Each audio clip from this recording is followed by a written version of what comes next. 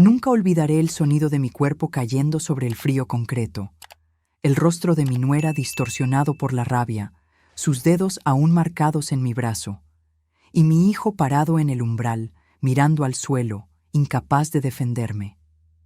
«Muérete en la calle, vieja inútil», gritó ella antes de azotar la puerta. Fue en ese momento, sentada en la acera helada, que decidí: esto no se quedaría así. Pero antes de continuar, verifica si ya estás suscrito al canal y escribe en los comentarios: ¿desde dónde estás viendo este video? Nos encanta saber hasta dónde llegan nuestras historias.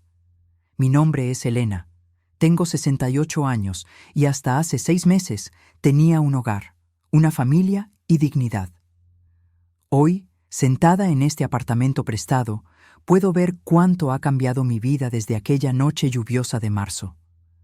Todo comenzó a desmoronarse cuando mi esposo Antonio falleció hace 2 años. Después de 45 años juntos, me encontré sola en esa casa que construimos con tanto esfuerzo.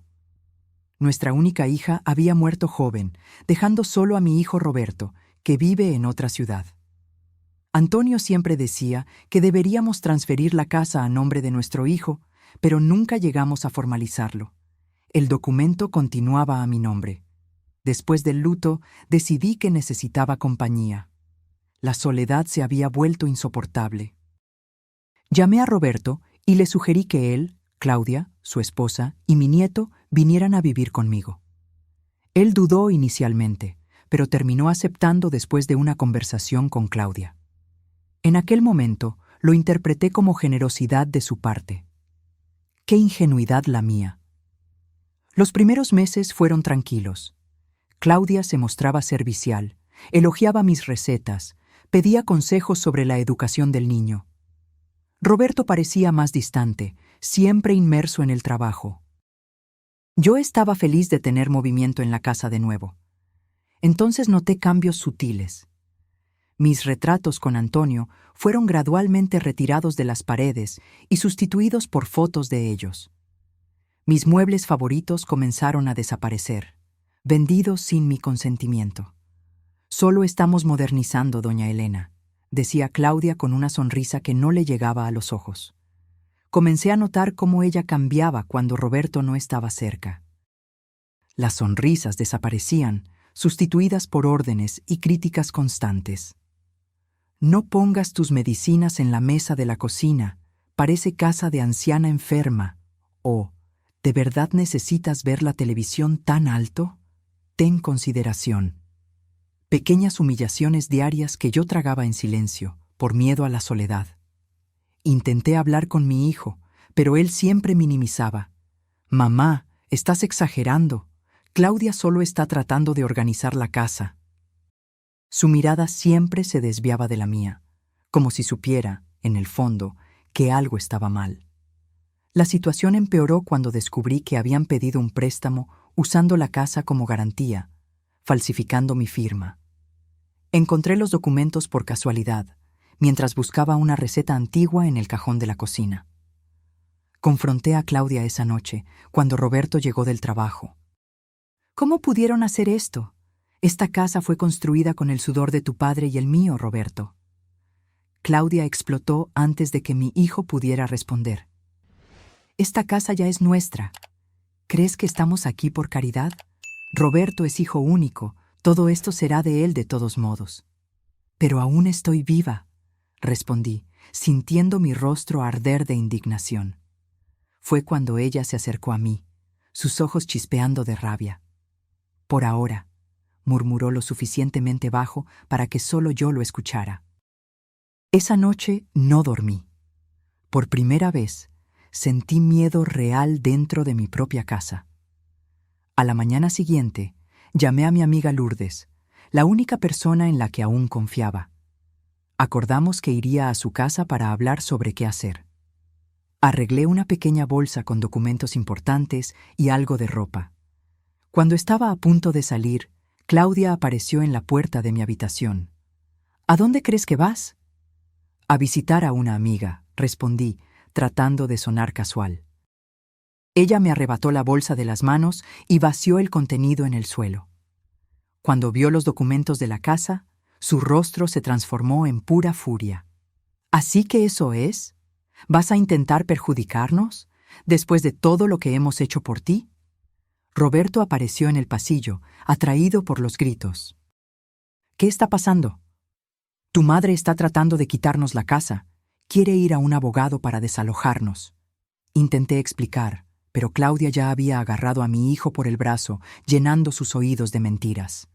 Vi su rostro endurecerse, la expresión cambiando de confusión a decepción. ¿Es verdad, mamá? ¿Después de todo lo que hicimos? Roberto, ellos falsificaron mi firma. Están hipotecando nuestra casa sin... No pude terminar. Claudia ya me estaba empujando por el pasillo, agarrando mi brazo con una fuerza sorprendente. Intenté resistir, pero ella era más fuerte, más joven. Roberto solo observaba, paralizado por la indecisión. Tu lugar ya no es aquí, gruñó ella, abriendo la puerta principal con un movimiento brusco. Con un último empujón, caí en la acera fría. Mis rodillas rasparon el concreto, rasgando mis pantalones. El dolor físico ni siquiera se comparaba con la agonía de ver a mi propio hijo cerrando la puerta, evitando mi mirada. La lluvia comenzaba a caer cuando me levanté, temblorosa y confundida. Sin documentos, sin dinero, sin nada más que la ropa que llevaba puesta. En ese momento, algo dentro de mí cambió para siempre. La Elena sumisa y conciliadora murió allí, en la acera mojada. En su lugar nació una mujer que nunca más agacharía la cabeza. Caminé bajo la lluvia durante casi una hora, mis rodillas sangrando, la indignación hirviendo dentro de mí. El reloj de la plaza central marcaba las 21:43 cuando finalmente llegué a la casa de Lourdes. Toqué el timbre varias veces hasta ver su silueta a través del vidrio esmerilado. Su rostro se transformó en horror al verme. Dios mío, Helena, ¿qué te pasó? Me desplomé en su sofá y entre sollozos se lo conté todo. Lourdes me escuchó en silencio, su rostro endureciéndose con cada palabra. Cuando terminé, no solo ofreció consuelo, sino que ofreció un camino. Mi sobrino Paulo es abogado, dijo ella, sirviéndome un té caliente. Especialista en derecho inmobiliario y familiar. Iremos a verlo mañana. Pasé la noche en la habitación de invitados, acurrucada bajo sábanas que no eran mías, en una cama que no me pertenecía. El sonido de la lluvia contra la ventana parecía amplificar mis pensamientos. ¿Cómo pudo mi propio hijo permitir esto? ¿Cómo llegamos a este punto? Recordé los primeros días después de la muerte de Antonio, cómo Roberto venía a visitarme solo los domingos, siempre apurado, cómo Claudia comenzó a sugerir que vendiera la casa para no quedarme sola. Ahora todo tenía sentido. No era preocupación, era codicia. A la mañana siguiente, Paulo nos recibió en su oficina en el centro de la ciudad de Monterrey. Un hombre de unos 40 años, con ojos perspicaces que no mostraron piedad, solo determinación profesional. Su situación es grave, doña Elena, pero no desesperada, dijo él después de escuchar mi historia. Si la casa todavía está legalmente a su nombre, y ellos hicieron un préstamo falsificando su firma, tenemos un caso sólido de fraude. ¿Quiere decir que puedo recuperar mi casa?, pregunté, sintiendo una chispa de esperanza por primera vez. No solo recuperarla, sino también demandar penalmente a su nuera y, lamentablemente, quizás a su hijo como cómplice. Su tono era neutro, profesional. La idea de demandar a mi propio hijo me causó náuseas. A pesar de todo, él seguía siendo mi Roberto, el niño que acuné en mis brazos. Pero luego recordé que estaba parado en el umbral, mirando al suelo mientras yo caía en la acera fría. ¿Cuánto tiempo tomaría?, pregunté, sintiendo mi determinación crecer. Los procesos como este pueden ser lentos, pero podemos solicitar una medida cautelar inmediata, respondió Paulo. El primer paso sería obtener una copia de la escritura original y verificar si hubo alguna transferencia oficial de propiedad. En los días siguientes, Paulo trabajó incansablemente. Descubrió que no solo la casa seguía a mi nombre, sino que el préstamo se había realizado a través de un esquema fraudulento. Claudia tenía un contacto en el banco que facilitó el proceso sin verificar adecuadamente los documentos. Cavaron su propia tumba, dijo Paulo, organizando una pila de documentos. Ahora vamos a enterrarlos con esto. Pero antes de continuar, verifica si ya estás suscrito al canal y escribe en los comentarios. ¿Cuál fue tu reacción al ver la actitud de mi hijo? Tu opinión es muy importante para mí. Durante las semanas que siguieron, viví en un extraño limbo. Físicamente, estaba en el apartamento que Lourdes amablemente puso a mi disposición, un estudio en la parte trasera de su casa, pequeño pero digno. Mentalmente, oscilaba entre la determinación feroz y una tristeza profunda que me visitaba en las madrugadas. Lo que más me dolía no eran los dolores en mis rodillas magulladas, ni la humillación de haber sido expulsada. Era la ausencia de la llamada de Roberto. Ni una llamada, ni un mensaje para saber si su madre estaba viva o muerta. Como si 68 años de amor materno pudieran ser borrados con un simple cierre de puerta. Paulo siguió con el proceso judicial, explicando cada paso con paciencia. Aparentemente, el banco estaba investigando internamente al funcionario que facilitó el préstamo fraudulento. La institución financiera, temiendo un escándalo mayor, se mostraba dispuesta a cooperar con nuestro caso. Una tarde, mientras esperaba en la sala de Paulo, vi a Claudia salir de un ascensor en el mismo edificio. Instintivamente me encogí, sintiendo una mezcla de rabia y miedo. Ella no me vio. Su rostro exhibía esa expresión de superioridad que yo conocía bien. Caminaba como si el mundo le perteneciera. ¿Qué hacía ella aquí?, pregunté a Paulo cuando entré en su oficina. Probablemente consultando a un abogado. Ya deben haber sido notificados sobre el proceso, explicó él. Esto es bueno, significa que están preocupados. En casa, Lourdes me ayudaba a recuperar no solo mi salud física, sino también mi autoestima. Tienes que estar fuerte para lo que viene, decía ella mientras me servía sopa casera. La justicia sin fuerza interior es solo venganza, y la venganza corroe el alma. Sus palabras me hacían reflexionar. Yo no quería convertirme en una persona amargada, consumida por el odio. Solo quería recuperar lo que era mío por derecho y, quizás más importante, mi dignidad. 2 semanas después, Paulo me llamó con urgencia a su oficina. Su rostro, generalmente serio, exhibía una leve sonrisa. «Tenemos una audiencia preliminar programada para mañana», anunció. «El juez quiere escuchar a ambas partes antes de decidir sobre la medida cautelar». Mi estómago se revolvió. ¿Quiere decir que voy a enfrentar a mi hijo y a Claudia cara a cara? Sí, y es importante que esté preparada. Harán todo lo posible para parecer víctimas. Quizás aleguen que usted está senil o incapaz de administrar sus bienes. Esa noche no pude dormir. Di vueltas en la cama, imaginando 1000 escenarios para la confrontación inminente. ¿Cómo reaccionaría al ver a Roberto? ¿Qué le diría?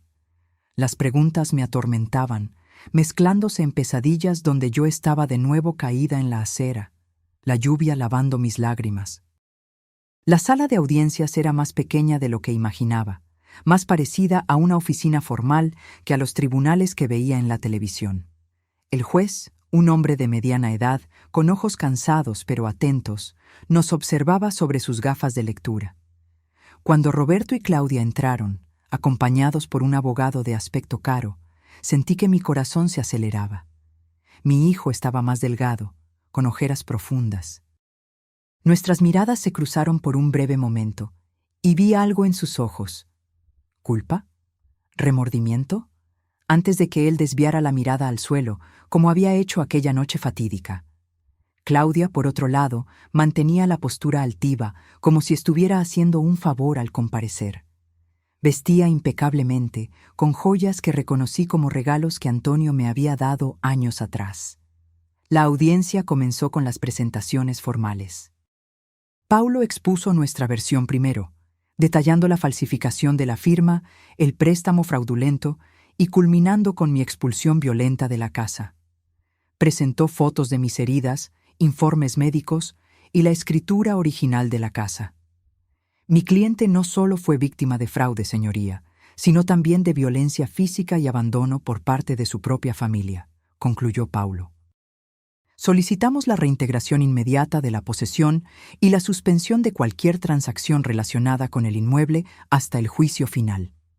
El abogado de ellos se levantó a continuación, ajustándose la corbata cara antes de hablar. Su estrategia quedó clara en las primeras frases. Señoría, estamos ante un triste caso de senilidad e ingratitud. Mis clientes acogieron a doña Elena en un momento difícil, tras el fallecimiento de su esposo. Reorganizaron sus vidas para cuidarla, solo para ser acusados de fraude cuando intentaron hacer mejoras en la residencia familiar. Sentí mi sangre hervir con cada mentira descarada.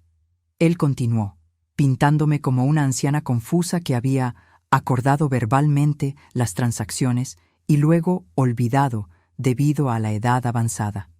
Según él, yo había salido voluntariamente de la casa después de un desacuerdo familiar. Cuando llegó mi turno de hablar, me levanté con las piernas temblorosas pero la voz firme. Señoría, tengo 68 años, no 98. Mi mente está perfectamente lúcida, como cualquier examen médico puede comprobar. Nunca autoricé préstamo alguno usando mi casa como garantía. Esa propiedad representa 45 años de trabajo de mi difunto esposo y mío. Miré directamente a Roberto, que seguía con la cabeza baja. Invité a mi hijo y a su familia a vivir conmigo porque la soledad era insoportable después de perder a mi compañero. A cambio, fui gradualmente empujada a los rincones de mi propia casa, hasta ser literalmente arrojada a la calle en una noche de lluvia. Mostré las cicatrices aún visibles en mis rodillas. Estas marcas fueron causadas por la caída. Pero las marcas invisibles, señoría, esas las llevaré para siempre. Un hijo que observa cómo su madre es expulsada de casa y no hace nada es una herida que no cicatriza. El juez me observaba con atención. Cuando terminé, se volvió hacia Roberto. ¿El señor desearía decir algo en su defensa? Roberto levantó la mirada, finalmente. Sus ojos estaban llorosos. Abrió la boca para hablar, pero Claudia agarró su brazo con fuerza, sus uñas rojas clavándose en su piel. Él dudó, tragó saliva y murmuró: «No, señoría». El juez asintió, observando atentamente esa interacción. Después de unos minutos, considerando los argumentos, anunció su decisión preliminar. Ante las pruebas presentadas, determino la suspensión inmediata de cualquier transacción relacionada con el inmueble en cuestión. En cuanto a la reintegración de la posesión, decidiré después de una evaluación psicológica de la demandante para refutar definitivamente las alegaciones de incapacidad mental. No era todo lo que esperábamos, pero era un comienzo. Paulo me aseguró que la evaluación psicológica sería solo una formalidad. Al salir de la sala, me crucé de nuevo con Roberto en el pasillo. Esta vez, nuestras miradas se sostuvieron por más tiempo. Vi su labio inferior temblar levemente, como sucedía cuando era niño y estaba a punto de llorar. «Mamá, yo…», comenzó, pero Claudia surgió detrás de él, tirando de su brazo. «Vamos, Roberto, no tenemos nada que decirle». Mientras los observaba alejarse, me di cuenta de que esta batalla sería mucho más dolorosa de lo que imaginaba. No era solo por una casa, era por el alma de mi hijo. Las semanas siguientes fueron una montaña rusa emocional. Fui sometida a una batería de pruebas psicológicas que probaron, sin lugar a dudas, mi plena capacidad mental. El informe del psicólogo fue contundente. La paciente presenta una función cognitiva por encima del promedio para su grupo de edad, sin signos de demencia o compromiso mental que justifique cualquier tipo de interdicción. Paulo exhibía una sonrisa confiada al mostrarme el documento. Esto derriba por completo su estrategia. El juez no tendrá más remedio que fallar a su favor en la próxima audiencia. Mientras esperábamos, comencé a reorganizar mi vida. Lourdes me ayudó a encontrar un trabajo de medio tiempo en una librería cercana en Guadalajara. El salario era modesto, pero me daba propósito y cierta independencia financiera. En mis ratos libres, asistía a un grupo de apoyo para personas mayores víctimas de violencia familiar, una realidad mucho más común de lo que imaginaba. Allí, escuché historias que se hacían eco de la mía. Hijos que se apoderaban de las pensiones de sus padres, nueras y yernos que manipulaban herencias, nietos que extorsionaban a sus abuelos. Cada relato me hacía darme cuenta de que mi caso, por doloroso que fuera, no era aislado. Era parte de una triste epidemia de abandono y explotación. «Ustedes son más fuertes de lo que creen», decía doña Carmen, la coordinadora del grupo, una trabajadora social jubilada de 75 años. Muchos prefieren callar por vergüenza o miedo a perjudicar a la familia. Ustedes están aquí porque eligieron la dignidad. Sus palabras me fortalecían. Poco a poco, la Elena rota daba lugar a una mujer más segura que reaprendía a ocupar su espacio en el mundo. Pero antes de continuar, verifica si ya estás suscrito al canal y si te ha gustado el video hasta ahora. Tu interacción me motiva a seguir compartiendo estas historias tan importantes. Una tarde, mientras acomodaba libros en la sección de autoayuda de la librería, oí una voz familiar llamar mi nombre. Era Teresa, mi vecina de toda la vida, que vivía en la casa de al lado de la mía hacía más de 20 años. Elena, qué gusto encontrarte. Estuve tan preocupada. Tu hijo dijo que te habías ido a vivir con una prima en el campo por problemas de salud. Sentí que se me helaba el cuerpo. ¿Así que esa era la historia que estaban contando? Teresa, eso es mentira, respondí, tratando de mantener la compostura. Ellos me echaron de casa. Estoy luchando en la justicia para recuperar lo que es mío. Su rostro mostró shock, luego indignación. Sabía que algo andaba mal. En los últimos meses he visto movimientos extraños. Camiones de mudanza llevándose tus muebles antiguos, gente evaluando la casa como si fuera para venta. ¿Se están deshaciendo de mis cosas?, pregunté, sintiendo una nueva ola de rabia. Me temo que sí, y hay más, dudó. Justo ayer vi instalar letreros de «Se vende». Mi corazón se disparó. Estaban tratando de vender la casa, incluso con la orden judicial que prohibía cualquier transacción. Llamé a Paulo inmediatamente, quien prometió tomar medidas urgentes. A la mañana siguiente, un oficial de justicia, acompañado por policías, fue a mi antigua casa para verificar la denuncia y reforzar la prohibición de venta. Paulo me llamó horas después, su voz desbordando indignación. «Doña Elena, ellos quitaron el letrero antes de la llegada del oficial, pero los vecinos confirmaron su existencia. Y hay más. Logramos acceder a su habitación y descubrimos que prácticamente todas sus pertenencias personales fueron retiradas o desechadas». Cerré los ojos, tratando de contener las lágrimas. Mis fotografías familiares, las cartas de Antonio, los regalos de mis padres. ¿Todo perdido? ¿Hay algo que podamos hacer?, pregunté con voz temblorosa. Sí, esto constituye incumplimiento de la orden judicial y destrucción de patrimonio. Lo incluiremos en el proceso y solicitaremos una inspección completa de la propiedad. Y lo más importante, logré programar la audiencia final para la próxima semana. Los días previos a la audiencia fueron los más tensos desde mi expulsión. Soñaba con la casa todas las noches. A veces estaba en llamas, otras veces transformada en algo irreconocible.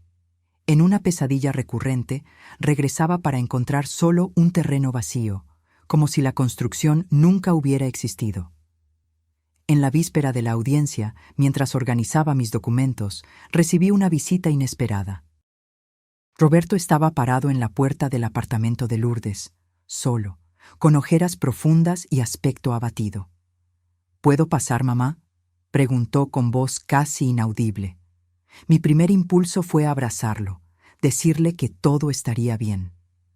Pero el recuerdo de la acera fría y de la puerta cerrándose contuvo mi emoción. «¿Qué quieres, Roberto?». «Hablar, explicar, disculparme». Señalé la silla simple en la pequeña sala. Se sentó, frotándose las manos nerviosamente. «Claudia no sabe que estoy aquí», comenzó. Si lo supiera. Dejó la frase morir en el aire, pero su mirada temerosa lo dijo todo. Roberto, ¿qué está pasando? ¿Por qué permites que ella controle tu vida de esa manera? Él bajó la mirada, avergonzado. No es tan simple. Al principio, parecía que ella solo quería lo mejor para todos nosotros. Cuando sugirió que vendiéramos la casa para comprar algo más moderno, dijo que sería mejor para ti también, que no tendrías que lidiar con el mantenimiento. ¿Y te lo creíste? Interrumpí, incrédula. Quería creerlo. Después, cuando rechazaste su propuesta, ella comenzó a cambiar. Se obsesionó con la idea de que merecíamos la casa más que tú, que era un desperdicio que una viuda viviera sola en un inmueble tan grande. Hizo una pausa, reuniendo valor.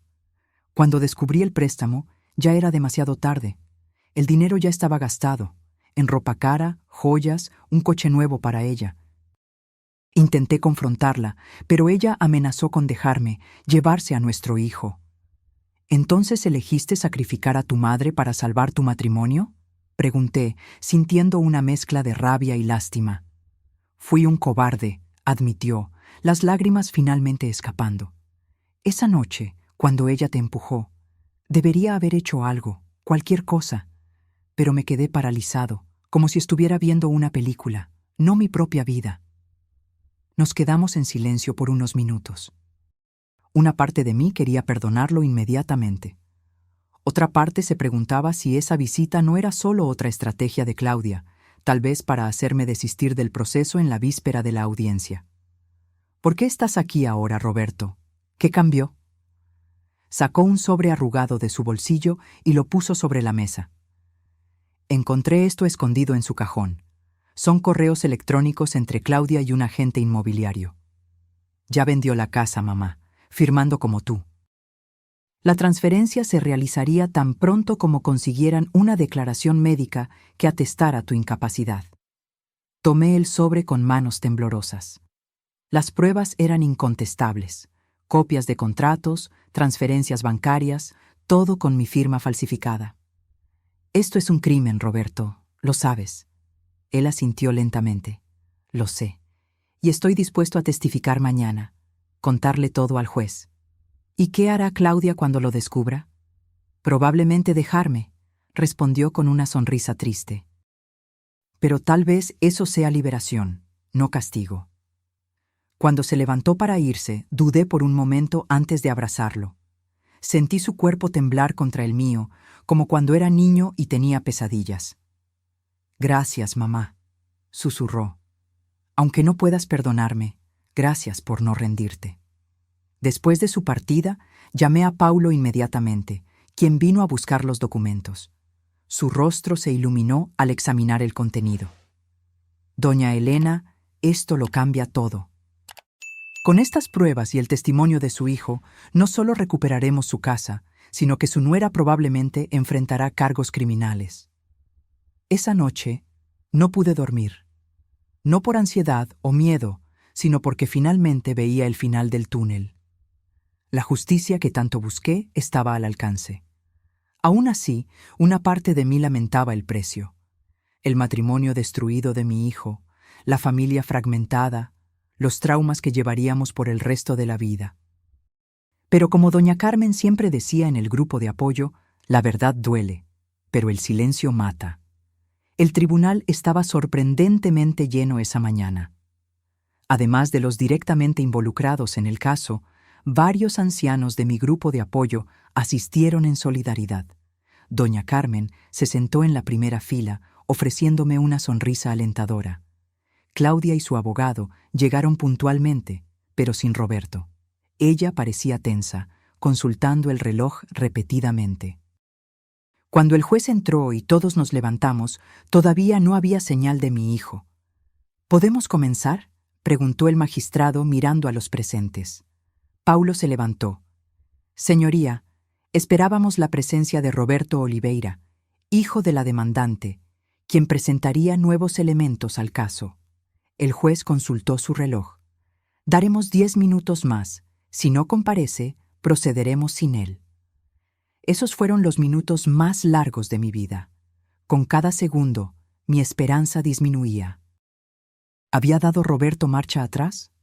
¿Había descubierto Claudia sus planes e impedido su llegada?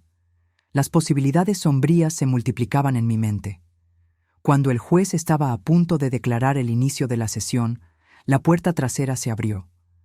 Roberto entró apresuradamente, seguido por un oficial de policía.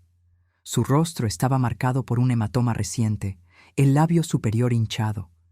Claudia palideció al verlo. Intentó levantarse, pero su abogado la sujetó del brazo, sus uñas rojas clavándose en su piel. Ella dudó, tragó saliva y se sentó de nuevo. «Perdone mi retraso, señoría», dijo Roberto, su voz temblorosa. «Fui detenido brevemente para prestar declaración en la comisaría». El juez frunció el ceño. «¿Declaración sobre qué, exactamente?» «Sobre una agresión que sufrí esta mañana en mi residencia. Presenté una denuncia contra mi esposa». Un murmullo recorrió el tribunal. El juez golpeó el martillo, pidiendo silencio. «¿Esto tiene relación con el caso que estamos juzgando?» «Directa, señoría», intervino Paulo. «El señor Roberto compareció para presentar pruebas de fraude y falsificación documental cometidas por la demandada, su esposa. Aparentemente, ella descubrió sus intenciones». El abogado de Claudia se levantó. «Señoría, protestamos contra la inclusión de esta declaración. El señor Roberto no es parte demandada en este caso y su testimonio es». Los siguientes minutos del juicio fueron decisivos. El abogado de Claudia intentó desesperadamente impedir que Roberto testificara, pero el juez, dándose cuenta de la gravedad de la situación, permitió su declaración. Roberto caminó hacia el frente del tribunal con pasos vacilantes, pero voz firme. Narró todo. Cómo Claudia había planeado gradualmente apropiarse de la casa, cómo falsificó mi firma en los documentos del préstamo y, finalmente, cómo orquestó mi expulsión. «Esa noche», dijo él, con la voz embargada, «ella había planeado todo. Sabía que mi madre había descubierto el préstamo y necesitaba sacarla de casa antes de que pudiera buscar ayuda legal». El juez escuchó atentamente mientras Roberto entregaba el sobre con las pruebas. El silencio fue absoluto cuando él describió lo que sucedió esa mañana. Cuando Claudia descubrió que yo planeaba testificar, enloqueció. Dijo que yo estaba traicionando a mi propia familia por una vieja inútil. Sus palabras, no las mías. Cuando respondí que esa vieja era mi madre, ella me atacó con un jarrón de cristal. Claudia mantenía la mirada fija en la mesa frente a ella, sus dedos tamborileando nerviosamente mientras su abogado le susurraba al oído, claramente intentando desarrollar una estrategia de defensa de última hora. «Señor Roberto», preguntó el juez, «¿por qué no intervino cuando su esposa expulsó a su madre de casa?» Mi hijo bajó la mirada, la vergüenza evidente en cada rasgo de su rostro. Miedo, cobardía y toda una vida de manipulación. Claudia siempre supo exactamente cómo controlarme, haciéndome creer que mi madre era el problema, no ella. Solo ahora, viendo lo mucho que fue capaz de hacer para mantener la mentira, me doy cuenta del monstruo que dejé entrar en nuestras vidas. La declaración de Roberto duró casi 1 hora. Cuando terminó, parecía físicamente exhausto, como si hubiera corrido un maratón. Paulo entonces presentó los informes psicológicos que confirmaban mi plena capacidad mental, los informes de los peritos que identificaron las firmas falsificadas y los testimonios de los vecinos sobre mi expulsión y el subsiguiente intento de venta de la propiedad. Cuando llegó el turno de Claudia de defenderse, su abogado intentó construir una narrativa de una mujer presionada por las circunstancias que solo intentaba mejorar la vida de la familia. Habló sobre mi comportamiento errático después de la muerte de Antonio, sugiriendo que yo había acordado verbalmente los cambios en la casa. «Señoría», interrumpió Paulo, «si la señora Elena acordó verbalmente todo, ¿por qué fue necesario falsificar su firma?» El abogado tartamudeó, intentando elaborar una respuesta, mientras Claudia permanecía en silencio, su rostro una mezcla de rabia y desesperación. Después de escuchar los argumentos finales, El juez se retiró para deliberar. Esos minutos parecieron una eternidad. Sentada junto a Lourdes, intentaba prepararme para cualquier resultado. Paulo parecía confiado, pero yo sabía que la justicia no siempre era tan justa como quisiéramos. Cuando el juez regresó, su semblante era grave. Este caso, comenzó él, supera la simple cuestión de propiedad inmobiliaria. Se trata de dignidad humana, respeto familiar y protección de los derechos de las personas mayores. Hojeó sus documentos metódicamente antes de continuar. Con base en las pruebas presentadas, decido. Primero, determino la reintegración inmediata de la posesión del inmueble a favor de la señora Elena Oliveira, su legítima propietaria. Segundo, declaro nulo el contrato de préstamo realizado fraudulentamente, debiendo la institución financiera buscar resarcimiento con los verdaderos responsables del fraude. Tercero, determino que la demandada, Claudia Oliveira, desocupe el inmueble en un plazo de 72 horas, bajo pena de desalojo forzoso. Claudia se levantó bruscamente, su rostro contorsionado por la rabia. «¡Esto es un absurdo! ¡Esa casa es...» «¡Silencio!», ordenó el juez, golpeando el martillo con fuerza. Cualquier manifestación irrespetuosa resultará en su arresto inmediato por desacato. Y debo informar que, ante las pruebas de fraude y falsificación presentadas, estoy remitiendo una copia integral de este proceso al Ministerio Público para las debidas diligencias en la esfera penal. Sentí las lágrimas correr por mi rostro mientras el juez finalizaba la sentencia. No eran lágrimas de alegría o venganza, sino de alivio. Finalmente, después de meses de humillación e incertidumbre, la justicia había prevalecido. Cuando la sesión terminó, fui rodeada por los miembros del grupo de apoyo, todos ofreciendo abrazos y palabras de consuelo. Doña Carmen sostuvo mis manos entre las suyas. ¿Ves? La dignidad siempre gana, al final. Roberto se acercó vacilante, el rostro aún marcado por la agresión de la mañana. Nuestras miradas se encontraron, y por un momento volví a ver en él al niño que había criado, vulnerable, arrepentido, buscando redención. «Mamá, yo...» «Ahora no», interrumpí suavemente. «Tenemos mucho de qué hablar, mucho que reconstruir, pero no hoy. Hoy solo vamos a respirar». Él asintió, comprendiendo. Había un largo camino por delante para reconstruir nuestra confianza, pero al menos, ahora había un camino. 3 días después, acompañada por Paulo, Lourdes y un oficial de justicia, regresé a mi casa. El corazón latía acelerado mientras subía los escalones de la entrada, la misma entrada donde había caído esa noche lluviosa. La puerta fue abierta por Roberto, solo. Claudia ya se había ido, llevándose solo sus pertenencias personales. Entrar en mi casa de nuevo fue como revisitar un sueño distante. Las paredes estaban diferentes. Muchos de los muebles que amaba habían desaparecido, sustituidos por piezas modernas que no combinaban con el espíritu del lugar. Aún así, era mi casa. Cada rincón, cada pasillo guardaba recuerdos que nadie podría borrar. En mi antiguo dormitorio, ahora transformado en una oficina impersonal, encontré una caja escondida en el fondo del armario. Dentro de ella, milagrosamente preservados, estaban algunos de mis tesoros, álbumes de fotografías familiares, las cartas de Antonio, el reloj de bolsillo de mi padre. De alguna manera, esos fragmentos de mi historia habían sobrevivido al intento de borrar mi existencia. «Vamos a reconstruir todo, mamá», dijo Roberto, observándome desde la puerta. «Sé que no será como antes, pero haremos lo posible». Asentí, pasando los dedos por el viejo álbum de fotos. «Algunas cosas son irreemplazables, hijo. Pero lo importante es que estamos aquí, ahora. El resto, el tiempo se encargará. Pero antes de continuar, verifica si ya estás suscrito al canal y si te está gustando esta historia de superación. Compártela con alguien que creas que necesita escuchar esto hoy». En los días que siguieron, me dediqué a recuperar el espíritu de la casa.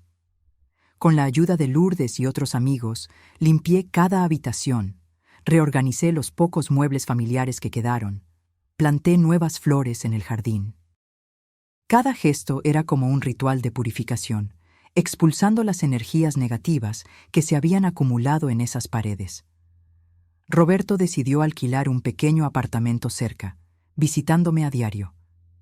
Nuestra relación estaba lejos de ser lo que era antes, pero lo estábamos intentando.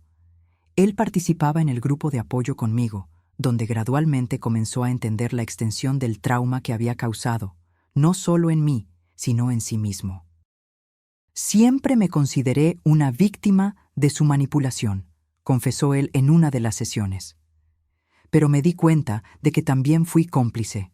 Cada vez que me callé, cada vez que desvié la mirada, elegí el camino más fácil en lugar del correcto. Doña Carmen, con su sabiduría tranquila, respondió: reconocer eso ya es el primer paso hacia la sanación, tanto la tuya como la de tu madre. La vida volvió a una nueva normalidad. Seguí trabajando en la librería, no por necesidad financiera, sino porque descubrí que me gustaba el ambiente, las conversaciones con los clientes, la sensación de propósito que el trabajo me proporcionaba. Una tarde, cerca de 2 meses después de recuperar mi casa, recibí una visita inesperada. María, mi nieta de 8 años, estaba parada en la puerta de la sala, sosteniendo la mano de su padre. «Abuela», llamó ella titubeando, «¿puedo pasar?». Mi corazón casi se detuvo. Durante todo el proceso, pensé en Roberto, en Claudia, en la casa, pero rara vez permitía que mis pensamientos se volcaran hacia María. El dolor era demasiado grande. Ella había sido mantenida alejada de mí por tanto tiempo que temía que me hubiera olvidado. «Claro que puedes, mi amor», respondí, abriendo los brazos. Ella corrió a mi abrazo, su pequeño cuerpo tan familiar contra el mío. El olor de su cabello, la suavidad de su piel. ¿Cómo pude vivir sin eso por tanto tiempo? «Te extrañé, abuela», susurró contra mi hombro. «Mamá dijo que estabas enferma y no podías vernos. Pero papá me dijo la verdad. Dijo que eres la persona más fuerte que conoce». Miré a Roberto por encima de su cabeza, notando las lágrimas en sus ojos. En ese momento, algo comenzó a sanar dentro de mí. María trajo una mochila con ella, llena de dibujos que había hecho durante nuestra separación.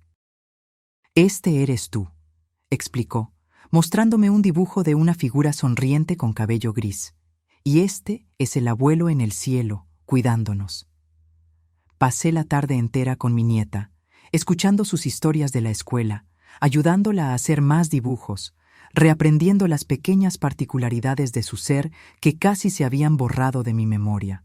Cuando llegó la hora de que se fuera, le prometí que nos veríamos pronto. «¿Qué tal el domingo para el almuerzo? Hago esa pasta que tanto te gustaba». «¿Con salsa blanca y mucho queso?», preguntó ella con los ojos brillando. «Exactamente como te gusta». Después de que se fueron, me senté en el porche, observando el atardecer. Algo había cambiado dentro de mí esa tarde. La rabia que aún llevaba, ese último resquicio de amargura que se negaba a desaparecer, comenzó a disolverse. Me di cuenta de que la verdadera victoria no era recuperar la casa, ni ver a Claudia enfrentar las consecuencias de sus actos. La victoria real estaba en ese abrazo de niña, en el perdón que comenzaba a florecer entre Roberto y yo, en la capacidad de reconstruir lo que parecía irremediablemente roto. Unas semanas después, recibí una llamada de Paulo. Claudia había aceptado un acuerdo con la fiscalía, confesando la falsificación y el fraude a cambio de una pena reducida, servicio comunitario y libertad condicional, evitando la cárcel. «¿Cómo te sientes al respecto?», preguntó él, preocupado de que yo pudiera considerar el castigo demasiado leve. Reflexioné por un momento antes de responder. «Sabes, Paulo, al principio quería verla pagar por todo. Quería justicia en el sentido más duro de la palabra. Pero ahora solo quiero paz. Si este acuerdo significa que todos podemos seguir adelante, entonces estoy satisfecha». Él pareció sorprendido, pero satisfecho con mi respuesta. Usted es una mujer increíble, doña Elena. Más fuerte que muchos de mis clientes con la mitad de su edad. Me reí suavemente. No es cuestión de fuerza, Paulo. Es cuestión de sabiduría. La edad nos enseña que cargar con el odio es como beber veneno esperando que el otro muera. Esa noche, mientras regaba las nuevas plantas del jardín, me di cuenta de que estaba tarareando, algo que no hacía desde antes de la muerte de Antonio. Era una melodía antigua, una canción que él solía cantar mientras trabajaba en el patio los domingos soleados. Mirando el cielo estrellado, sentí una profunda gratitud, no solo por haber recuperado mi casa, sino por haber redescubierto mi voz, mi fuerza, mi lugar en el mundo. A los 68 años, cuando muchos piensan que la vida está terminando, yo había comenzado un nuevo capítulo, más sabia, más compasiva e infinitamente más fuerte. Un año ha pasado desde aquella noche fatídica en que fui expulsada de mi propia casa. La vida siguió su curso, transformándose de maneras que jamás podría haber previsto. Roberto y María se convirtieron en presencias constantes en mi vida nuevamente. Los domingos, la casa se llenaba con el sonido de risas, el aroma de comida casera y el calor de una familia que, aunque remendada, había encontrado su camino de regreso a la unión. Claudia se mudó a otra ciudad después de cumplir parte de su sentencia. Ocasionalmente llamaba para hablar con María, pero se mantenía a distancia del resto de la familia. Roberto finalmente inició el proceso de divorcio, enfrentando sus propios demonios en terapia. Poco a poco, veía a mi hijo reencontrar su voz, su coraje, su identidad más allá de la sombra de la manipulación que había vivido durante tantos años. En cuanto a mí, me convertí en una especie de celebridad local. Mi historia, compartida inicialmente solo en el grupo de apoyo, ganó notoriedad cuando doña Carmen me invitó a dar una charla sobre derechos de las personas mayores en un evento municipal en Puebla. De repente, me vi como portavoz de una causa que afectaba a tantos en silencio. Muchos de ustedes sufren en silencio, con vergüenza o miedo. Dije al público en esa primera charla. Creen que deben soportar abusos para no destruir a la familia o causar escándalo. Pero déjenme decirles algo que aprendí de la manera más dura. Su silencio no protege a nadie, solo perpetúa el ciclo. Las charlas se multiplicaron. Fui invitada a escuelas, centros comunitarios, incluso a una audiencia pública en el ayuntamiento sobre políticas para la protección de las personas mayores. En cada lugar, encontraba miradas que reconocían su propio dolor en mi historia y, lo más importante, veían esperanza en mi recuperación. Lourdes, siempre a mi lado, comenzó a bromear. «Elena, a este paso, pronto serás candidata a concejal». Nos reímos de la idea, pero había una semilla de verdad allí. Había descubierto una voz que no sabía poseer, una capacidad de articular no solo mi dolor, sino el de tantos otros que se sentían invisibles en la sociedad. Una mañana, mientras tomábamos café, Roberto me hizo una pregunta que venía postergando durante meses. «Mamá, ¿de verdad me perdonaste? ¿Por lo que hice? O mejor dicho, ¿por lo que no hice esa noche?» Puse mi taza en la mesa, considerando cuidadosamente mi respuesta. «Hijo, el perdón no es un momento único, una línea que se cruza y ya está. Es un proceso, con avances y retrocesos. Hay días en que te miro y solo veo al niño que crié, sin ningún resentimiento. Y hay momentos en que el recuerdo de esa noche vuelve y duele de nuevo». Él bajó la mirada, asintiendo lentamente. «Pero lo importante», continué, «es que elijo perdonar cada día. No por ti, sino por mí, porque descubrí que el resentimiento es una carga demasiado pesada para llevar a mi edad». Él sonrió, con los ojos llorosos. «Eres la persona más fuerte que conozco, ¿sabías? No es cuestión de fuerza, hijo, es cuestión de elección. Podemos elegir ser víctimas de las circunstancias o autoras de nuestra propia historia. Yo elegí la segunda opción». A la semana siguiente, recibí una llamada inesperada de Paulo. Estaba trabajando en un proyecto de ley municipal para la protección patrimonial de las personas mayores y quería mi colaboración como consultora. La propuesta incluiría mecanismos de verificación más rigurosos para transferencias de propiedad y préstamos que involucraran a personas mayores de 65 años. Su experiencia sería invaluable, doña Elena. Podemos transformar su dolor en protección para otros. Acepté inmediatamente. Era una forma de dar sentido a todo lo que había pasado. Transformar el trauma en algo constructivo, algo más grande que mi historia individual. El trabajo en el proyecto me conectó con abogados, trabajadores sociales, psicólogos y principalmente otras personas mayores con historias similares a la mía. Formamos una red de apoyo que trascendía el grupo inicial, llegando a personas en situación de vulnerabilidad que quizás nunca habrían tenido el valor de buscar ayuda por sí mismas. Una tarde, mientras organizaba documentos para una reunión sobre el proyecto, encontré la carta que había escrito para Roberto durante mis días más oscuros. Releí esas palabras cargadas de dolor y decepción, dándome cuenta de cuánto habíamos avanzado desde entonces. Decidí escribir una nueva carta, no de recriminación o lamento, sino de esperanza y renovación. Una carta que expresara no solo lo que habíamos perdido, sino principalmente lo que habíamos redescubierto. Querido hijo, comencé. Hace un año pensé que había perdido todo, mi casa, mi familia, mi dignidad. Hoy me doy cuenta de que esa caída en la acera fría no fue el final de mi historia, sino el inicio de un nuevo capítulo.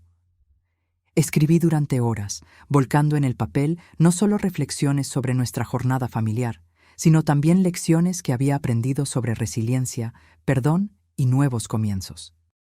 Cuando terminé, guardé la carta en una caja especial, junto con fotografías de Antonio, recuerdos de María y otros tesoros recuperados.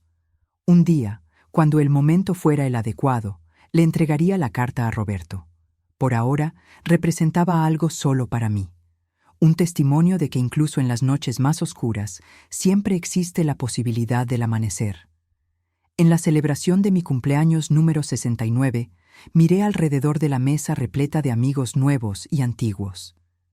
Lourdes, doña Carmen, miembros del grupo de apoyo, colegas de la librería, Paulo y su esposa, Roberto y María.